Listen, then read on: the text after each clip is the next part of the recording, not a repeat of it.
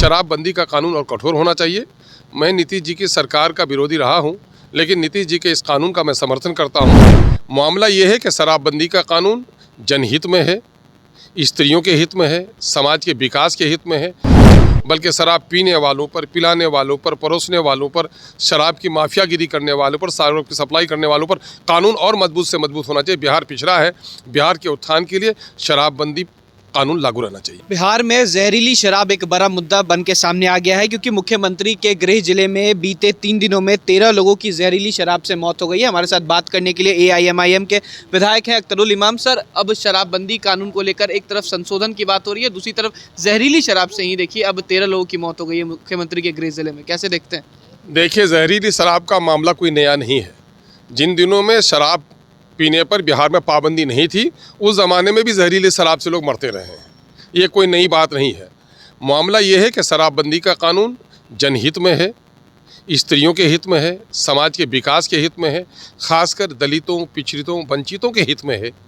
पढ़े लिखे लोग, बड़े ख़ानदान के लोग, बड़ी लोग, ये लोग शराब तो अपने घरों में मैखाने में जाकर पीते हैं। ये गरीब बेचारे दलितों को पॉलीथीन पिलाकर उनको शिक्षा से, सामाजिक विकास से दूर रखने की जो साजिश है, इस साजिश को कामयाब नहीं होने देना चाहिए। शराबबंदी का कानून और कठोर होना चाहिए। मैं नीतीश जी की सरकार का विरोधी रहा हूं, लेकिन नीतीश जी के इस कानून का मैं समर्थन करता हूं कि उन्होंने एक अच्छा फ़ैसला लिया है और यह फ़ैसला लागू रहना चाहिए।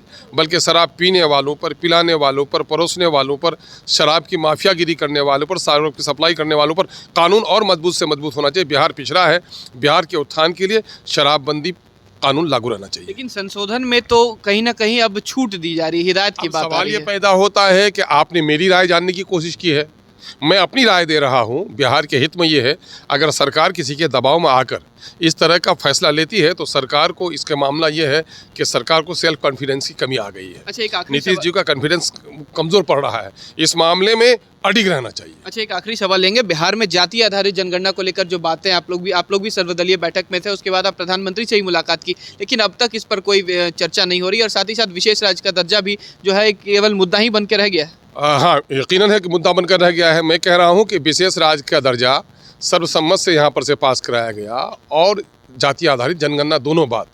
और इस वक्त लोग ये कहते हैं कि केंद्र की सरकार और राज्य की सरकार, इलेक्शन में लोग कहते हैं केंद्र में फलां की सरकार है तो फलां की सरकार बनाओ ताकि विकास हो सके। तो इस वक्त केंद्र में भी सरकार है, NDA के यहाँ भी है, तो ये दोनों मुद्दे क्यों हल नहीं हो पा रहे हैं? ये बिहार सरकार के सामने बड़ा सवाल है, बड़ी चुनौती है। जनता इसके बारे में जवाब पूछेगी।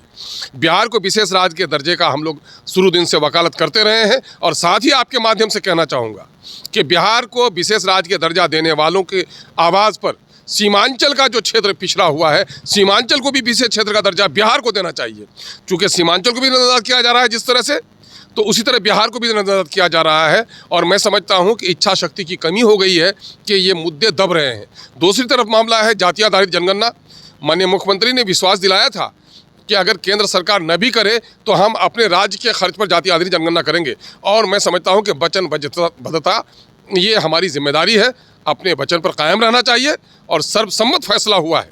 तो इस फैसले को मैं कह रहा हूँ कि जिस हाउस में कानून बनता है वहाँ पर अक्सरियत की राय से, मेजोरिटी के इससे कानून बनता है, और जहाँ सर्वसम्मत जो दिया गया हो, तो मैं समझता हूँ कि कानून का दर्जा प्राप्त हो गया है बिहार में उसको। अब इससे टस मस करने की सरकार को गुंजाइश नहीं है। अगर केंद्र सरकार जाति आधारित जनगणना नहीं करा रही है तो बिहार सरकार के लिए कंपल्सन है कि वो जाति आधारित जनगणना कराए। अच्छा, AIMIM क्या इस बार स्थानीय निकाय चुनाव में उतरेगा, MLC चुनाव में आएंगे? यकीनन है, पार्टी है हमारी, हम MLC के चुनाव भी लड़ेंगे। शहरी निकायों में जो चुनाव होने जा रहा है उसके लिए भी हम तैयारी कर रहे हैं। 2400 सीटों पर चुनाव लड़ेंगे? हम 2400 सीटों पर तो नहीं लड़ पाएंगे, लेकिन हम दर्जन भर से ज़्यादा सीटों पर अपनी तैयारी कर रहे हैं। शुक्रिया। ये थे हमारे साथ अख्तरुल इमाम, जिन्होंने साफ तौर पर कह दिया है कि 24 सीटों पर नहीं लेकिन दर्जनों सीटों पर चुनाव लड़ेंगे। वहीं जाति आधारित जनगणना पर भी उनका स्टैंड क्लियर है और उन्होंने कह दिया है कि जब केंद्र मना कर चुके और बिहार ने कह दिया कि अपने खर्च पर कराएंगे तो अब कराना चाहिए। फिलहाल खबर में सिर्फ इतना ही। हमारे साथ बने रहें और देखते रहें DTV भारत। नमस्कार।